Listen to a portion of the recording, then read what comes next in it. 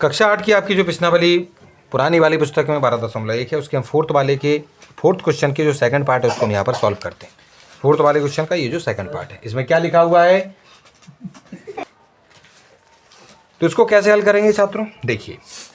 यहाँ पर भी पावर माइनस है, यहाँ पर भी पावर माइनस है, तो हम जानते हैं कि इसमें आपके जो है ये सुनो -1 पावर यहाँ है, -1 पावर यहाँ पर में, तो ये दोनों के दोनों आपको कैसे दिखाई दे रहे हैं, a की पावर m और b की पावर m, क्योंकि पावर तो आपकी यहाँ पर सेम दिख रही है, तो ये a की पावर m और ये b की पावर m हो जाएंगे, जो कि हमारी सर्वसम्मति का क्या बोलती है कि आप a और b का गुणा कर दीजिए और m को जो है पावर के रूप में लिख दीजिए। तो 5 और 2 को हम गुणा में लिख देंगे और ये जो पावर थी -1 जो 1 है उसको हम एक बार यहाँ पर लिख देंगे, क्योंकि एक ही बार लिखने के लिए आप सर्वसम्मति हमारी बोलती है। गुणा लिखिए, 6 की पावर -1 है, 6 की पावर हम यहाँ पर -1 लिख देंगे। 5 का गुणा 2 में कीजिएगा 10 आएगा, 10 पर पावर -1 हम उसको लिखेंगे, गुणा की जगह गुणा है,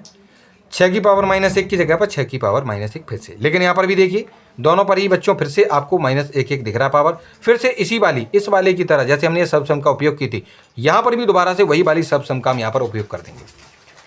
तो उसमें क्या कहते हैं, a और b का गुणा करें, यानी 10 और 6 का आप गुणा करेंगे, -1 है -1 लगा देंगे, ठीक है कि नहीं। 10 और 6 का गुणा करने पर 60 आता है, उस पर पावर क्या है -1। अब हम जानते हैं कि अगर इस तरीके से कोई चीज़ हमारे पास लिखी होती है तो ये बिल्कुल इस तरीके से दिखती है कि a की पावर -m जैसा। तो a की पावर -m है तो इसको हम लिखते हैं 1/a की पावर प्लस का m। तो आप 1 लिखेंगे, सबसे पहले 1 लिखेंगे, फिर a लिखना है, तो a कितना था, a था आपका 60, हम 60 लिख देंगे और पावर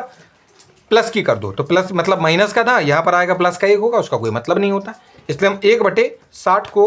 1/60 इसको जो हम यहाँ पर लिख देंगे। तो इस प्रकार से ये जो सेकंड वाला क्वेश्चन है उसका जो आंसर है वो आपका कितना आ जाएगा, 1/60 यहाँ पर आपको प्राप्त हो जाएगा। और इसी तरह से आपका ये जो फोर्थ वाला क्वेश्चन है वो सॉल्व हो चुका है।